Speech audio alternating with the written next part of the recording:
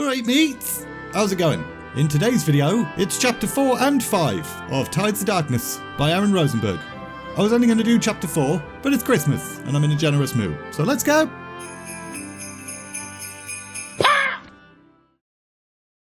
Doomhammer was currently having a little chat with one of his lieutenants, Rend Blackhand of the Blacktooth Grin clan, which you would imagine would be a little bit awkward considering who Rend's father was, but no, not really.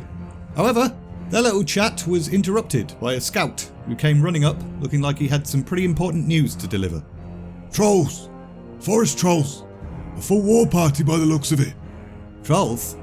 What? Are they attacking us? I thought they were smarter than ogres, not dumber. Doomhammer noted Ren's observation. The one time the war chief had encountered forest trolls, he'd been impressed, and even slightly concerned by how cunning they were.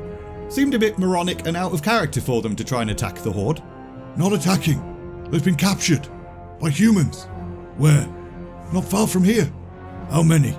About 40 humans. 10 trolls, including their leader. Doomhammer nodded and turned to Rend. Gather your strongest warriors, and quickly. You leave at once. But be clear, Rend. This is a raiding party only. You are to rescue the trolls and bring them back here with you. Avoid being seen as much as possible, and kill any who spot you. I will not have our battle plans ruined because you were careless. The Blacktooth Grin chieftain nodded and departed without a word, and now it was just a matter of playing the waiting game. But in the meantime, Orgrim's thoughts turned to the past. Blackhand had shocked the orcs back on their homeworld, declaring his intent to ally with the ogres. Not everyone had been happy about it, Orgrim included, but it had proven a useful partnership. Those monstrous creatures had lent considerable strength to the Horde. So, upon entering the Dark Portal and arriving on Azeroth, Blackhand had again called for his followers to go forth and find more allies on this new strange world. Maybe there were ogres here as well or something. And after about 2 weeks of encountering nothing but humans and a few of the diminutive but mighty dwarves, Orgrim met some new peeps that fit the bill. Forest trolls. In a forest, obviously. We are not your foes. It should be wanting, morsel. Your leader. I would speak with him on behalf of my own. The creature laughed at that. We no be speaking with morsels. We be eating them. The troll then thrust its spear in a hard, swift motion that would have gutted Doomhammer had he remained still for the blow. However, Orgrim twisted, pulled his hammer, and bellowed a war cry, and the troll paused and looked absolutely terrified. And in its hesitation, Doomhammer leapt forward and smashed the creature's leg full in the knee, and then turned to the rest of the ambushing trolls. I say again, your leader. That gesture worked. The rest of the trolls dropped their weapons immediately and now looked extremely willing to comply to any request the orcs might have. He'll be wanting to speak with Zul'jin. I'll be bringing him here. We shall wait. So, that particular troll buggered off, and the remaining trolls and the orcs started to wait. But Orgrim got bored after a few minutes, so he decided to make conversation and diffuse some of the tension. What are you called? I am Krultan, Orgrim Doomhammer, of the Blackrock clan. What are your people? We are forest trolls. A Marnie tribe. Doomhammer nodded. Forest trolls. And they had tribes. So they were civilized then. They'd make good allies. Native to this world, so they knew its geography, its inhabitants, and its dangers. After about an hour, the troll that had left returned, as well as a few others. You be wanting Zul'jin. Here I am. Doomhammer looked the troll up and down and sort of assessed the guy. Nice scarf. I am Doomhammer. And yes, I would speak with you. My leader, Blackhand, leads the Orc Horde. No doubt you've seen our people moving through the forest. We be seeing you. You be clumsier than the humans. What you be wanting with us? You want our forest, you be fighting us for 'em. And you be losing. Doomhammer had no doubt that Zul'jin was correct in that statement. The Horde massively outnumbered them, but if all forest trolls were as sneaky as these buggers, the orcs would indeed have problems. We don't want your forests. We want your strength. We plan to conquer this world. And we would have you beside us as allies. Allies? Why? What would we gain? Well, what would you want? One of the trolls started to say something in a strange hissing language, but Zul'jin cut him off. We need nothing from you. We have our forests. None dare intrude here, save for the accursed elves. And we be handling them ourselves. These elves, they're a race unto themselves? A mighty one? Mighty, yeah. But we be killing them since ancient times. We need no help with them. Why pick them off one by one, though? Why not march into their homes? Destroy them? With the Horde behind you, you could crush the elves once and for all. Hold the forest without contest. Zul'jin appeared to consider that, and for a moment, Orgrim dared to hope that he'd agree. But the troll then shook his head. Nah, we fight the elves ourselves. We need no help, and we're not wanting the rest of the world, not anymore. Fighting others will not be giving us anything. I understand. My leader will be disappointed, as am I, but I respect your decision. Still to this day, Doomhammer regretted the troll leader's decision. However, as Rend Blackhand approached, with a whole bunch of rescued trolls accompanying him, perhaps they now had an opportunity to try again. The humans were careless, assuming the only threat in the forest was the one they'd already captured. No one who Thorith lived. Good. Orgrim then turned to Zul'jin, and based on the troll's expression, Doomhammer could see that he remembered their encounter just as well as Orgrim did. When I heard you'd been captured, I sent my warriors at once. Your leader be sending you? I am leader now. Your Horde still be seeking to conquer the world, yeah? Doomhammer nodded. This was it. Moment of truth. We be aiding you then, as you aided us. Allies. Allies. Meanwhile, in chapter 5 of the book, 2 days after the Royal Brain Trust, Lothar found himself back in the throne room again for yet another Royal Brain Trust. Khadgar was again in attendance, and Lothar was glad of the lad's presence. He was the only one Lothar knew, really. Terenas was a kind enough host, but Khadgar reminded Lothar of home, even if he wasn't actually from Stormwind himself. It was difficult still to accept that home was gone. Lothar kept expecting to turn and see Lane standing right there, asking him what the bloody hell he was doing in Lordaeron. But Lane was dead. Stormwind was dead, and its champion had vowed to keep this land from following the same fate or die trying. To be honest though, it felt more like this mission was going to cost him his sanity rather than his life. Politics. What a load of old shit. He had no patience for it. It was all a game, Lane had once told him. A game of positioning and influence and manoeuvring. No one ever really won. You just kind of waved your dick around a little bit until someone with a bigger dick waved theirs. After lunch that first day, all the monarchs seemed to accept that the Horde were coming, even Perinold. But it had taken the rest of the day to convince them that unifying was the answer. Terenas, Trollbane and Proudmoore took little coaxing, but Perinold and Greymane had been a little bit more difficult. The ruler of Ulterac was pretty obviously afraid of battle, and that attitude probably extended to his subjects, Lothar thought, meaning his men would probably not be that useful anyway. Lothar was surprised by Greymane's reluctance though.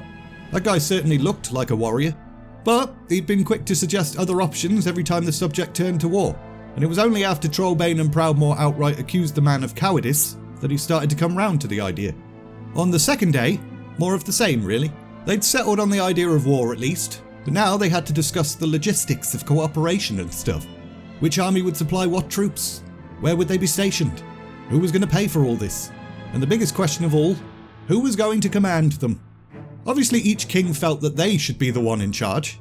Terenas stated that Lordaeron was the largest of the kingdoms. Trollbane claimed to have the most actual fighting experience. Proudmoore mentioned the power of his navy. Greymane felt, due to his lands likely being the first overrun, he should be commander. And Perinold suggested brute force alone wasn't enough.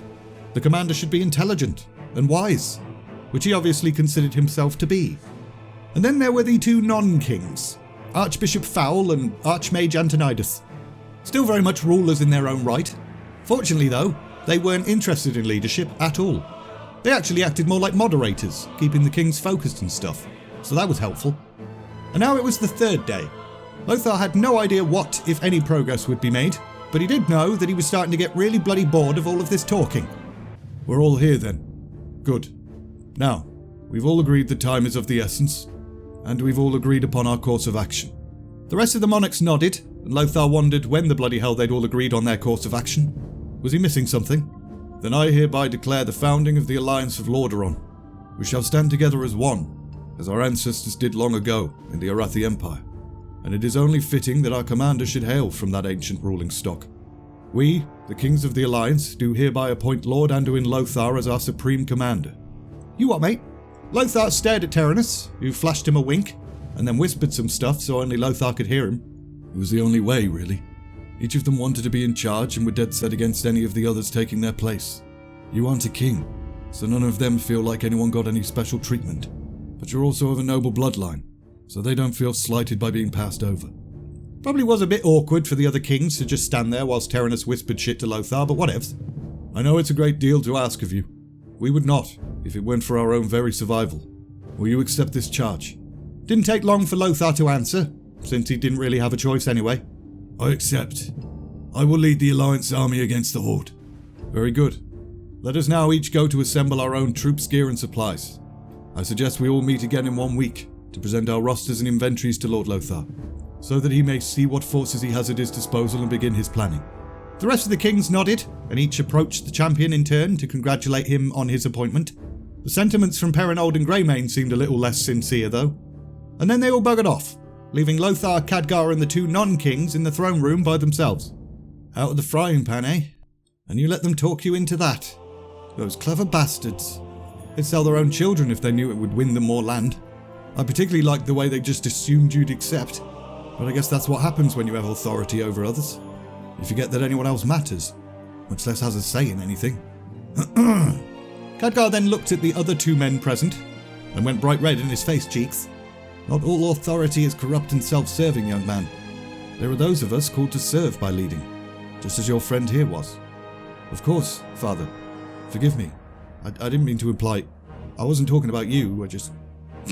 Enough, lad. I don't blame you for your outburst. Lord Lothar was indeed neatly manoeuvred into that trap. I must confess, however, I too lent my weight to that decision. You are a good man, sir. I believe you are our best choice. Thank you, Father. Lothar had never really been a religious man, but he had a great deal of respect for the Church of Light, and everything he'd seen of the Archbishop thus far had impressed him. Now, on to other matters. First, what can you tell me of Northshire? The Abbey? Did it survive? I'm afraid not, Father. They tore it to pieces. A few of the clerics survived and are down in South Shore with the others, but the rest... I see. I will pray for them. The Archbishop then fell silent. Obviously he'd meant he'd pray for them right now, so Khadgar and Lothar waited patiently and respectfully. Until finally, you will need lieutenants for your army, sir. I think it best if some of those come not from the kingdoms, but from the church. I have several in mind, and a new order that I feel may prove extremely valuable to the Alliance. I'll need some time to iron out the details. Shall we say 4 days? In the courtyard? Afternoon? You will not be disappointed, sir. The Archbishop then gave a little bow, and then walked away, and that just left the other non-king, the Archmage, who'd been watching them without a word this entire time. The might and wisdom of the Kirin Tor are at your disposal, sir. I know you are acquainted with the Wizards of Stormwind, so you have some sense of our capabilities. I shall appoint one of our number to assist you and serve as our liaison. I would ask for Khadgar to fill that role, sir. He's already a trusted companion and has faced the orcs with me more than once. Of course. The Archmage then reached out and cupped Khadgar's chin with one hand, raising his head to study his face, and Khadgar had never felt so uncomfortable. You have suffered much. Your experience has marked you, far more than in your appearance. I did what had to be done. As we all must. You shall keep us apprised of the situation in the field, young Khadgar, and communicate Lord Lothar's needs and requests as quickly as possible. We shall also coordinate the efforts of any other Magi present. I trust this is within your capabilities. Khadgar nodded. Good. I shall expect you at Dalaran at your earliest convenience, so that we may discuss other important matters. The gem embedded at the top of the Archmage's staff then fled, and boof, he bloody disappeared. He wants to know about Medivh. Yep. What should I tell him? The truth. I need to know what happened. Yeah, alright. Well, that can wait until after lunch. I swear the Horde itself could not keep me from food right now. Yeah, you jest. Let's just hope we don't actually come to that. 4 days later, Lothar and Khadgar went to the main courtyard and waited for Archbishop Fowl to arrive. And soon enough, he did. Thank you for indulging me. I wouldn't take up your time, but I really do believe this will help. But first, I would tell you, Sir Lothar, the Church has pledged itself to Stormwind's aid. We shall gather funds to help you rebuild, once the immediate crisis has passed. Thank you, Father. That means a great deal to me, and will to Prince Varian as well. The Holy Light will fill your home once more. The Archbishop then paused for a moment. When you spoke of Northshire Abbey's destruction, I was dismayed. I wondered how the rest of my clergy could possibly survive the coming war. Clearly these orcs are a threat even to sturdy warriors like yourself, so how could a mere priest defend themselves? And as I felt these concerns, an idea appeared to me, as if brought by the Holy Light itself. What if there was a way to ensure that warriors fought for the light, and with the light? using both its gifts and their own martial prowess. Is there a way? I believe so, yes. I will establish a new branch of the church, Paladins. I've already selected a few candidates. Some knights, others priests. They will be trained, not only in war but in prayer and in healing. They'll have the ability to bless themselves and others in the holy light. The Archbishop then turned and beckoned, and 4 random blokes emerged from a nearby passage. May I present Uther, Saden Dathrahan, Tyrion Fordring, and Duralian. These will be the Knights of the Silver Hand. I shall leave you 6 to discuss matters. Thao was absolutely beaming like a proud father, but he then buggered off, just as he said he would. Some of these paladin blokes, like the young Duralian, looked a little bit overwhelmed, but Uther and Tyrion seemed more composed, and Uther went ahead and took the lead. My lord, the Archbishop told us of the upcoming battle, and of the Horde's approach. We're at your service, and at the service of the people. Use us as you see fit, sword or shield. You were a knight before. Aye, my lord, but I've been a devout follower of the church since my youth. Met Thao back when he was merely a bishop. I was honoured when he told me of this new order, and offered me a place within it. Uther's jaw then tightened. With the coming of these foul creatures, I know we will need the light's blessing to protect our lands, and our people. Lothar nodded. He could understand why the man had turned to faith, and he had no doubt that Uther would be a powerful force on the battlefield. But still, there was something about the guy's zeal that unnerved him a little bit. He suspected the guy was a bit of a Boy Scout, focused on honour and faith and stuff. Probably wasn't likely to use less noble methods to ensure success. And that could be a bit of a problem. Lothar had learned from bitter experience. To survive against the Horde, they were going to need to use any means necessary. Lothar, Khadgar and the 4 paladins spent the next hour chatting, until finally, the paladins buggered off, and Lothar turned to his wizard companion. Well, what do you think of them? I doubt they'll be much use to us. And why's that? They're not prepared. The Horde's going to arrive in Lordaeron in what, weeks? And none of these men have seen battle, at least not as paladins. I'm sure they can fight, but if the Archbishop's expecting them to perform miracles, I'm pretty sure he's going to be disappointed.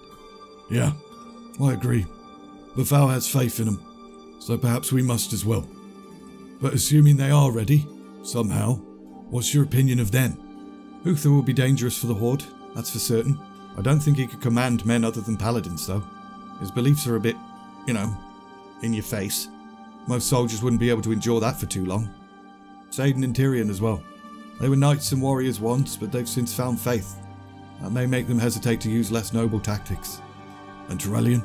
The least of them in faith, and thus the highest in my eyes. Didn't seem to have the same blinding zeal as the others. Lothar was impressed by Khadgar's keen eye for these things. Little bastard had basically drawn all the same conclusions as him, all on his own. Duralian did indeed seem like the most promising of the candidates. Although he'd seemed reluctant to speak at first, he eventually came out of his shell and appeared to have quite the bright, agile mind, with more appreciation for subtleties and shades than his fellows. I agree.